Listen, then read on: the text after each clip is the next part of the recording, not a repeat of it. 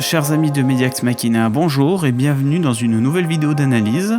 Vous aimez regarder des vidéos, moi aussi, maintenant on va faire ça ensemble. Une vidéaste qui a des choses à nous dire, Isabelle Châtaignier, tient sa petite chaîne YouTube Last Week chez moi depuis un peu plus d'1 an. Et donc sa chaîne nous propose des vidéos d'une éditorialiste qui se présente aussi comme une ancienne avocate, une prof de rhétorique, une humoriste, une gardienne de chat et auteur de livres, rien que ça. Bref, parler, communiquer par la voix, c'est son métier, ça tombe bien, c'est pas le mien du tout. La liberté d'expression, c'est un droit qu'il faut user et abuser, et c'est ce qu'elle fait, et elle vous apprend aussi à le faire.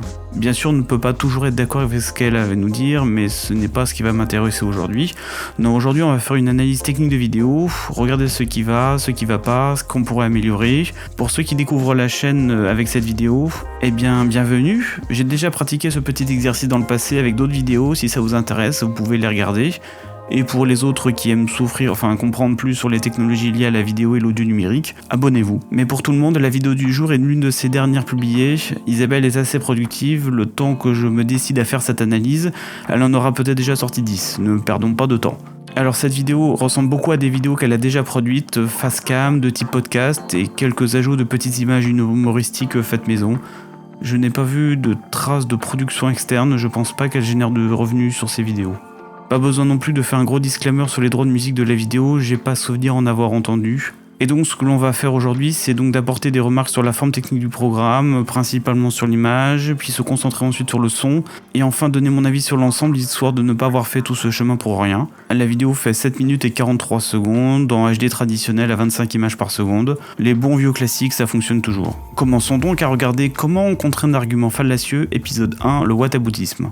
Cette semaine, j'avais envie de vous proposer une vidéo spéciale pour vous parler d'un argument aussi... Alors bien sûr, pour rappel, tous les petits éléments qui sont en haut, c'est des choses que j'ai ajoutées moi-même pour avoir plus d'informations sur l'image et sur le son. Le premier truc déjà qui me frappe dans ce qu'elle fait déjà, c'est le petit habillage bleu, le petit liséré bleu qu'elle a rajouté tout autour de son image et qui permet de donner une petite touche, une petite couleur, une petite marque aussi à ce qu'elle produit. Ça, c'est bien. C'est bien parce que c'est vraiment la petite touche professionnelle qui change et qui permet un peu de distinguer par rapport à un contenu plus traditionnel. On a vraiment affaire à un contenu professionnel. Vraiment. Il y a plein de petites choses déjà qui me laissent l'entendre. Déjà, la position de la caméra, ça, souvent je parle de ce point de caméra et c'est vrai que, bon, encore une fois, elle est peut-être un petit peu basse. La caméra, je pense qu'elle doit être au niveau entre sa bouche et son nez. Le cadre, mais c'est déjà mieux. Mais avant de commencer, n'hésitez pas à me faire part de vos commentaires. C'est déjà mieux parce qu'on n'a pas trop l'impression qu'elle nous parle de haut. Très très légèrement, mais pas trop. Par rapport à d'autres vidéos où ça gêne un petit peu plus. Après, vous verrez, donc, on le voit déjà depuis le début, des petits moments de zoom. Alors c'est pas du zoom, c'est du recadrage. Parce qu'on voit bien par rapport au niveau de netteté, par rapport au texte et aux éléments de texte par rapport à son visage. Alors, soit elle tourne avec un réflexe, soit avec un petit réflexe, ou peut-être avec son téléphone d'ailleurs. Je sais pas avec quoi elle tourne, mais en tout cas, bon, elle a pas un super niveau de netteté sur son image, mais après, c'est pas trop grave, puisque c'est pas non plus on cherche pas non plus un contenu sur l'image incroyable non plus, et pour ce qu'elle fait, c'est vraiment déjà très très bien. Mais ça n'empêche qu'il y a quand même des petites choses de qualité, par exemple son fond, la lumière derrière qui éclaire par derrière et qui donne une petite couleur sur ses cheveux et qui permet aussi de détacher le derrière de l'avant. Ça c'est très bien. La lumière par rapport à elle, alors dans le césio on voit un peu le reflet, je pense que ça doit être une fenêtre. Elle doit parler face à sa fenêtre, je pense, en toute logique. Ça fonctionne bien, les ni pâles, ni trop bronzés, en tout cas il y a un petit travail sur les couleurs, un petit travail sur l'image qui est très propre. Pas besoin forcément d'avoir une grande netteté dans l'image, au moins il y a un vrai soin qui est mis et qui est apporté sur le cadre et sur son environnement on parle sur son plateau, en termes de télévision. Par rapport à tout ce qui est éléments visuels qui défilent, elle parle comme assez vite. Je suis mal placé pour critiquer ça, mais elle le fait elle-même. Alors, tous ces petits éléments, elle les fait elle-même, elle les choisit pour les habiller, mais elle a comme un rythme assez soutenu, elle parle vite. C'est précis, c'est très très précis, très carré, très ciselé. Un vrai montage vraiment ciselé, dynamique. C'est aussi ce qu'elle parle, c'est son sujet aussi de la façon dont gère notamment le discours. Donc avoir un discours nickel quand on parle de discours, c'est bien en fait. C'est un peu aussi ce qu'on peut s'attendre. Et de fait, elle s'en sort vraiment bien parce que c'est vraiment le contenu est vraiment mis en se la péter. mis en forme pour que ça passe bien. Par exemple pour le son, elle a son petit micro cravate d'ailleurs qui est tendance un peu à pendouiller. Je pense qu'il a très envie de sauter dans le vide. Il est accroché sur elle, mais il a pas envie de sauter dans le vide, le petit micro. Il y a des moments donnés où le micro est bien aligné, bien par rapport à elle. Pareil aussi, elle traite un petit peu l'acoustique de sa pièce, alors je pense que ça doit être chez elle. On voit des grands murs blancs lisses, donc ce qui résonne terriblement et ce qui est une acoustique horrible quand on fait de la voix. Et bah elle triche avec un stratagème extrêmement simple, juste ça. Un simple tissu, alors je pense que c'est une couverture, c'est une couverture. Sol lisse, mur lisse, plafond lisse, tout est lisse, donc ça résonne terriblement. En mettant du tissu, elle atténue un peu la réverbération interne de la pièce et ça permet comme ça de rendre son son un petit peu plus sec. C'est une petite touche toute simple, mais c'est quelque chose, c'est pas forcément inné. Il y a du métier derrière ça, il y a un petit peu de réflexion, il faut savoir ce genre de choses pour le faire. Et ça pour le coup, elle le fait. Donc pas besoin forcément d'avoir des millions d'abonnés pour être pro, en fait. Tout simplement, il faut juste avoir les bonnes techniques et avoir la bonne approche. Chose aussi très intéressante, c'est quand on regarde précisément ses yeux. Alors, elle tourne la tête, donc elle triche, mais on voit légèrement ses yeux qui se déplacent légèrement de gauche à droite, ça c'est le prompteur. C'est le problème quand on a un prompteur où c'est écrit petit, où on est proche de la caméra, c'est qu'on va voir les yeux très légèrement se balader de gauche à droite, alors que quand le prompteur est écrit gros et qu'il est loin, forcément les yeux se déplaceront beaucoup moins. Et donc ça se verra moins, forcément parce qu'il faut lire de gauche à droite et de haut en bas. Bon, ça c'est vraiment la petite touche de détail, mais c'est dire si j'ai rien d'autre de plus à dire en termes d'image, hein, tellement tout est nickel. Après, on peut toujours un petit peu améliorer les choses, mais truc de rouleau aussi, alors ça c'est vraiment des petits détails. À un moment donné, quand elle parle, il y a des petites sautes de lumière qui font des petits sauts de gauche à droite, on le voit parfois sur l'histogramme, très léger. Je pense qu'elle doit se filmer par rapport à la fenêtre, et forcément une fenêtre c'est la lumière de l'extérieur, et la lumière de l'extérieur change. Avec les nuages, le soleil, le jour qui se lève, le jour qui se termine, forcément la lumière change. Donc quand on tourne face à la lumière, quand on fait du montage, on risque d'avoir des sautes.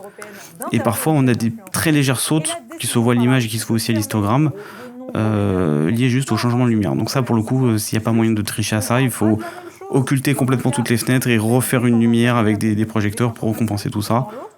Bon, ça c'est le cinéma peut s'amuser à ça, la télé peut s'amuser à ça, mais pour du contenu podcast, ça sert à rien, c'est déjà très bien. Alors pareil pour les titres et les polices, alors elle a choisi, alors je sais plus comment s'appelle cette police, hein, les spécialistes des polices pourront peut-être me la retrouver, classique, et sinon elle a choisi aussi que l'impact, la police des mèmes.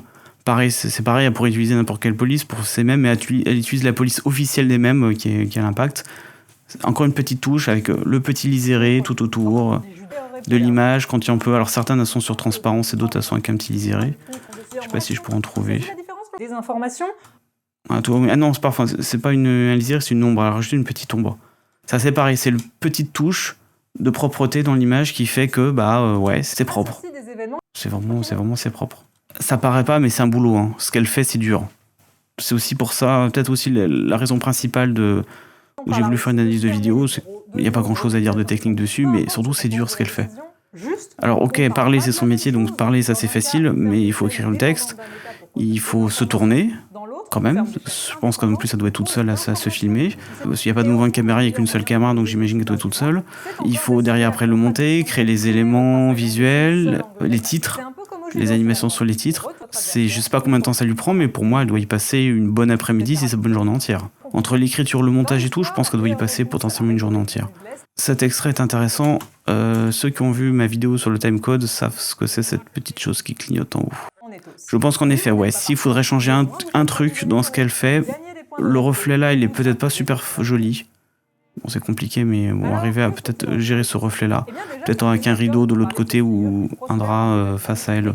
Enfin, en tout cas, entre elle et la fenêtre pour éventuellement gérer ça.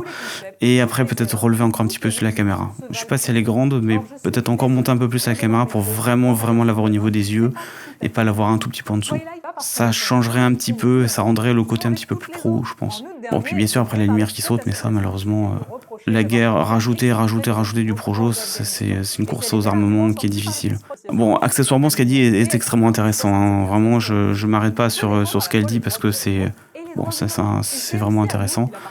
Les gens qui apprécient la tronche en biais et d'autres chaînes du même type apprécieront aussi ce programme-là. Plus ce programme-là, peut-être encore que les autres. Parce que là, c'est quasiment un cours qu'elle nous fait, plus qu'un avis.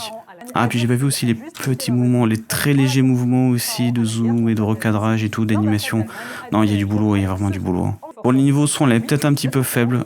Moins 17, bon, on pourrait peut-être monter de quelques dB. Après, je regarderai plus précisément dans le mix son, dans le signal son, un peu ce que ça donne. Je pense qu'elle pourrait être un petit peu plus forte, mais elle est déjà plus forte que la plupart de gens qui gèrent pas du tout le son, donc c'est bien. Alors par contre, là, dans les fins de la vidéo, pas de fondu au noir, rien, très sec, pas de générique. Un petit copyright, un petit truc, ça aurait été peut-être un petit peu chouette, un petit truc. Je sais pas, ou même un appel à action, un truc, abonnez-vous. Si elle le fait. Abonnez-vous, on en a droit, un abonnez-vous quelque part dans la vidéo. C'est le fameux d'algorithme. Un jeu de mots qui l'a fait beaucoup rire. Non, il n'y a rien à dire, c'est propre, hein, c'est vraiment propre. Apprêtez-vous à être ébloui par mes compétences. C'est propre et en fait, c'est pas si difficile que ça à faire en termes de vidéo pure. Il y a pas beaucoup de matériel en fait. Hein. Il y a un pied, une caméra, il faut une fenêtre, il faut une lampe derrière un peu, il y a le tapis derrière elle, il y a 2-3 trucs, mais c'est vraiment, on présente pas beaucoup de matériel et quelqu'un avec juste face à la fenêtre et un téléphone peut déjà arriver à s'en sortir. Bon, après il y a le prompteur qui peut être un petit peu casse-pied à mettre en place, mais c'est pas non plus la mort, et des petits prompteurs ça coûte pas très cher. Mais voyez, vous avez des choses à dire, vous pouvez le faire, ça demande pas des gros moyens. Par contre après, faut être capable d'arriver à assumer ce qu'on a à dire et de le préparer, de l'écrire. Le travail est difficile par rapport à ça. Mais en soi, en termes de moyens techniques, il n'y a pas besoin de grand-chose. Il n'y a vraiment pas besoin de grand-chose. Bon, regardons un petit peu le son rapidement. Clairement, pour rappel, canal gauche, canal droite, canal gauche, canal droite. Forme d'onde des spectres audio. Si le spectre audio, ça vous intrigue un petit peu plus, si vous voulez comprendre un petit peu plus comment ça marche, j'ai fait une vidéo à ce sujet. Je fais une vidéo à plein de sujets, mais notamment pour le spectre audio. Concernant la forme d'onde, bon, clairement, on a affaire à un son naturel. Hein. Je pense pas qu'il y ait de la compression audio. Je pense pas qu'il y ait eu de la dynamique. Ça me semble vraiment brut d'enregistreur. Bon, c'est pas forcément... C'est vrai une petite compresse, ça pourrait être bien. Autant apprendre à le reconnaître. Ah bah maintenant que j'écoute mieux, là, Petite musique, on entend une petite musique. N'hésitez pas à me faire part de En fait, la musique, on la voit. On la voit bien sur le spectre. Là, on a cette petite musique d'intro qui est ici. Et là, on a une petite musique aussi. Peut-être la voir ici, peut-être. Et après, plus de musique. Bon, en même temps, on vient pas non plus sur sa chaîne pour écouter de la musique. Hein. Ça abîme, mais c'est peut-être un poil plus fort, peut-être la musique. Mais vraiment un tout petit peu plus fort, je sais pas. Alors là, on a un trou. C'est quoi ce trou? Et à le détruire. Ok, ça, d'accord, mais le trou ensuite... N'hésitez pas à me faire part de vos commentaires, à me proposer des sujets à décortiquer ou tout simplement à m'offrir un pouce ou un abonnement. Bref, tout ce qui est possible de faire pousser le légendaire d'algorithme. Et encore un son. Alors le what? Ok, petit silence, très bien, je pense que ça doit être un titre. Alors comment ça commence? Est-ce que ça commence bien? Ça commence au fondu, un petit fondu audio. J'avais envie de vous... C'est parfait ça, on part au silence. Bah voilà. Je suis quand même sympa. Un bon petit fondu audio. Ouais.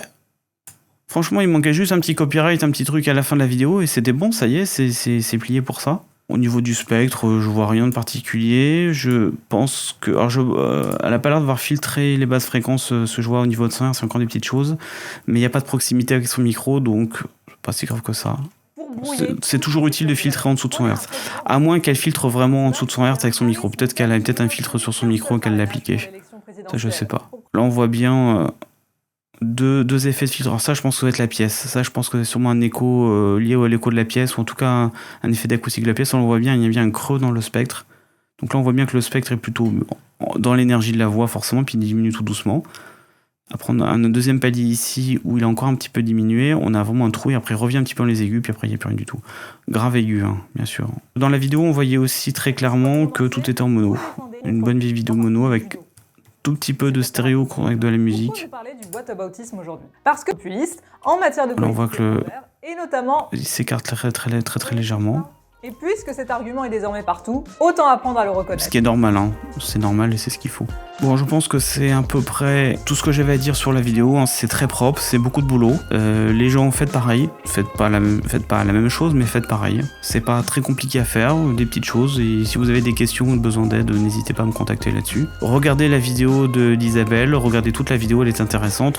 Abonnez-vous à sa chaîne aussi, parce qu'un peu de diversité, ça fait du bien. Diversité d'opinion. Et puis, quant à nous, on se retrouve potentiellement potentiellement rapidement pour d'autres vidéos d'épisodes et peut-être aussi des analyses, si j'ai des idées qui passent ou si vous voyez des choses passer. Arrive le moment où j'ai plus grand chose à dire, donc je commence à broder, donc abonnez-vous à Mediax Machina aussi, partagez la vidéo, n'hésitez pas à la commenter, et chers amis, à très vite sur la chaîne.